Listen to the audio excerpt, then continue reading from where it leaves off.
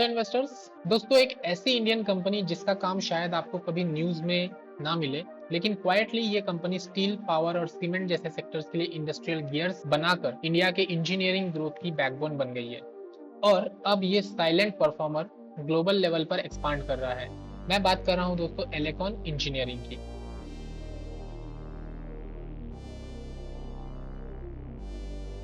वैसे तो ये एक लॉन्ग टर्म कंपाउंडर ऑलरेडी बन चुका है। मैंने इस स्टॉक में लगभग 25 रुपीज पे इन्वेस्ट किया था और उसके बाद 400 के लेवल्स मैंने इसे सेल भी कर चुका था। क्वार्टर टू FY26 के रिजल्ट्स आते ही इन्वेस्टर के बीच में एक ही सवाल है दोस्तों, क्या ये स्टॉक फिर से एक लॉन्ग टर्म कंपाउंडर बन सकता है? आज हम इस वीडियो में देखेंगे नंबर्स के पीछे की रियल कहानी। एलेकॉन इंजीनियरिंग एशिया का सबसे बड़ा इंडस्ट्रियल गियर और मटेरियल हैंडलिंग इक्विपमेंट मैन्युफैक्चरर है। कंपनी के गियर्स स्टील, सीमेंट, पावर और माइनिंग सेक्टर्स में यूज होता है। मैनेजमेंट का विजन क्लियर है, FY30 तक 50% रेवेन्यू एक्सपोर्ट से लाना है, यानी डोमेस्टिक के साथ ग्लोबल प्ले भी स्ट्रॉन्ग हो रहा है। अब देखते हैं नंबर्स जो कंपनी ने रिपोर्ट किए हैं दोस्तों। इनका जो रेवेन्यू है वो 578 करोड़ इस बार आया है, जो कि लास्ट ईयर 508 करोड़ था। लगभग 13.8% का ईयर ऑन ईयर बेसिस पे ग्रोथ हुआ है। एबिटा जो है दोस्तों 126 करोड़ हुआ, जो कि YOY बेसिस से प्लस 12% है। एबिटा मार्जिन जो है दोस्तों वो 21.7% है, थोड़ा डाउन है 37 BPS से। पैट लगभग 88 करोड़, जो कि फ्लैट रहा YOY बेसिस पे। पैट मार्जिन दोस्तों 15.2% है अभी, जो कि लास्ट ईयर 17.3% था। हाफ ईयर के लिए दोस्तों रेवेन्यू जो है लगभग 1069 करोड़ है, जो कि 18.7% से ग्रो किया है। और पैट जो है दोस्तों 263 करोड़, जो कि 63% से ग्रो किया है। सरफेस लेवल पे रिजल्ट स्ट्रॉन्ग दिख रहा है, लेकिन असली स्टोरी अब शुरू होती है। Q1 के अंदर एक बड़ा अकाउंटिंग ट्विस्ट हुआ था दोस्तों। कंपनी के एसोसिएट इनको एलेकॉन इंडिया लिमिटेड को अप्रैल 2025 से फाइनेंशियल एसेट डिक्लेयर किया गया है। इस रिक्लासिफिकेशन के चलते एलेकॉन को 149 करोड़ का अनरियलाइज्ड गेन मिला, जो P&L में ऐड हुआ। लेकिन Q2 में इस पर 70 करोड़ का अनरियलाइज्ड लॉस हुआ था, जो P&L में नहीं गया बल्कि अदर कॉम्प्रिहेंसिव इनकम में गया है। इन्वेस्टर के लिए इसका मतलब यह है दोस्तों, रिपोर्टेड प्रॉफिट थोड़ा अकाउंटिंग से इन्फ्लेट हुआ है। ऑपरेशनली बिजनेस का परफॉर्मेंस अब भी स्ट्रॉन्ग है।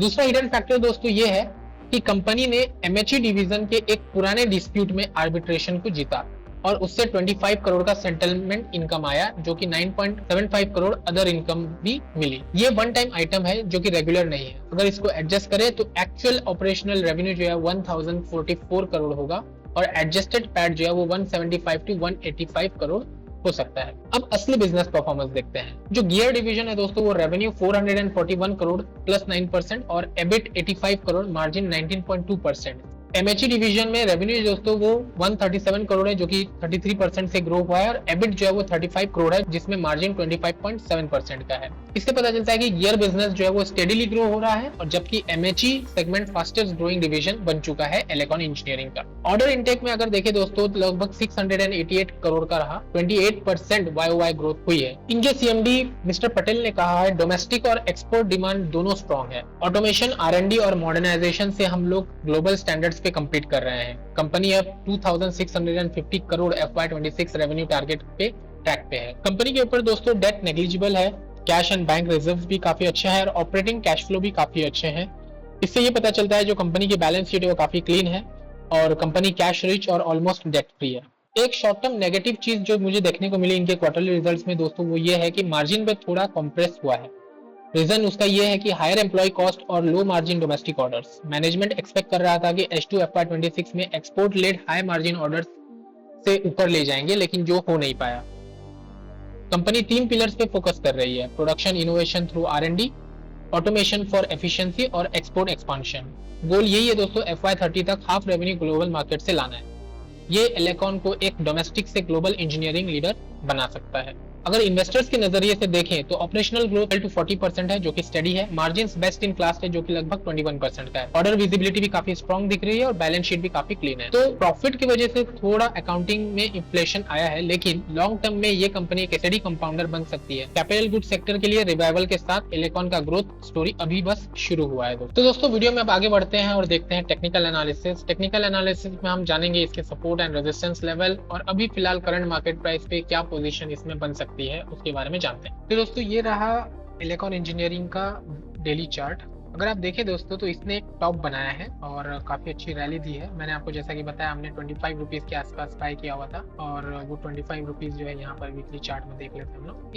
इस जगह पर कहीं पर हमने दोस्तों बाय किया हुआ था, आई थिंक मार्च, हाँ ये मार्च 20 के आसपास का है। तो यहाँ से अगर आप देखेंगे दोस्तों तो ओवरऑल जो है स्टॉक ने काफी अच्छी रैली दिखाई है। अगर आप देखें तो लगभग 2164 का रिटर्न इस स्टॉक ने दिया है अपने लाइफ टाइम हाई तक। मैंने इस जगह पर कहीं पर दोस्तों मैंने एग्जिट कर दिया था, तो उसके बाद ये रैली मैंने मिस करी है। ऑफ कोर्स मुझे भी प्रॉफिट बुकिंग करना था तो मैंने यहाँ पर एग्जिट कर दिया था। तो सबसे पहले अगर आप देखोगे यहाँ पर एक रेजिस्टेंस लेवल है दोस्तों, ये इसका लाइफ टाइम हाई है जो कि 700 के आसपास है और इस जगह पर इसने 1, 2 और 3 बार इसने यहाँ पर जो है रेजिस्टेंस लिया है दोस्तों। साथ में अगर अभी देखेंगे यहाँ पर तो ये जो पोर्शन है ये एक स्ट्रॉन्ग सपोर्ट बेस बन रहा है यहाँ पर, और स्टॉक जो है वो अपने मूविंग एवरेज से थोड़ा डाउन है और अभी फ्राइडे के दिन काफी अच्छी गिरावट देखने को मिली, लगभग 7.8% का, बिकॉज ऑफ द रिजल्ट्स, जो रिजल्ट्स आए उसकी वजह से। तो अब यहाँ से आगे अपने को क्या करना है, तो दोस्तों अभी इलेक्ट्रॉन इंजीनियरिंग में लेकिन शॉर्ट टर्म में कुछ क्रैक्स नजर आ रहे हैं। पिछले कुछ हफ्ते में प्राइस ने 600 के ऊपर जाके प्रॉफिट बुकिंग दिखाई है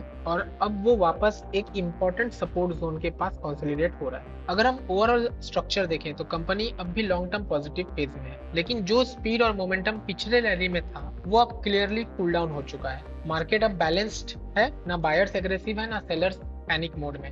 ये फेज अक्सर बड़ा मूव आने से पहले आता है दोस्तों। पिछले कुछ सेशंस में पैसा थोड़ा मार्केट से निकलता हुआ दिख रहा है, मतलब कि यहाँ पर स्मार्ट मनी जो है वो थोड़ा कॉशियस है। अभी क्लियरली एक्यूमुलेशन स्टार्ट नहीं हुआ है, ज्यादातर प्रॉफिट बुकिंग हमें देखने को मिला है स्टॉक के अंदर। इसके जो कैंडल से देखें, अगर हम उसको देखें दोस्तों तो जो मोमेंटम है वो साइडवेज नजर आ रहा है, मतलब अभी कोई नया ट्रेंड एग्रेसिवली स्टार्ट नहीं होगा, लेकिन इस टाइम पे ना पेशेंस बहुत जरूरी है क्योंकि मार्केट नया बेस बनाएगा। अभी सिंपल वर्ड्स में अगर देखें दोस्तों तो अभी के लिए मार्केट एक डिस्ट्रीब्यूशन फेज में लगता है मुझे, जहां बड़े प्लेयर्स प्रॉफिट बुक कर रहे हैं और अगला मेजर मूव डिसाइड होने का वेट कर रहे हैं दोस्तों। तो अभी इस फेज में मुझे लगता है कि ये जो सपोर्ट लेवल है और ये जो रेजिस्टेंस लेवल है, फिलहाल चार्ट जो है वो इसी रेंज में इस तरीके से मूवमेंट देगा दोस्तों कुछ दिनों के लिए, जब तक कि नए रिजल्ट्स में कुछ अच्छा बेटर परफॉर्मेंस हमें स्टॉक के अंदर देखने को ना मिले। अगर हम इसका ईपीएस भी देखते हैं तो लगभग सेम रेंज में ही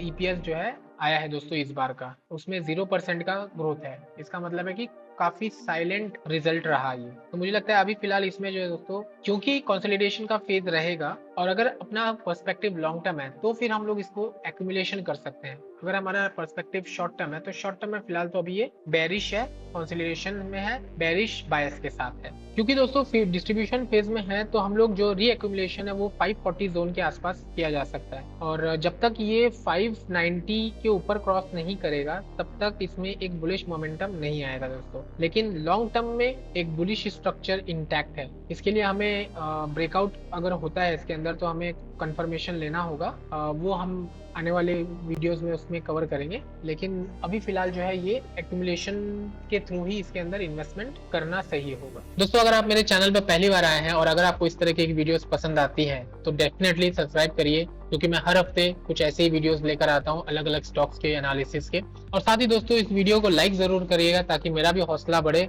दोस्तों रिटेल इन्वेस्टर्स काफी बार कंफ्यूज हो जाते हैं कि कौन से स्टॉक में इन्वेस्ट करना चाहिए, कौन सा स्टॉक अच्छा है, कौन सा स्टॉक बुरा है। उन तरीके के लोगों को अगर जानते हैं तो इस वीडियो को उनके साथ शेयर जरूर करिए ताकि वो खुद डिसीजंस ले सके कौन सा स्टॉक सही है और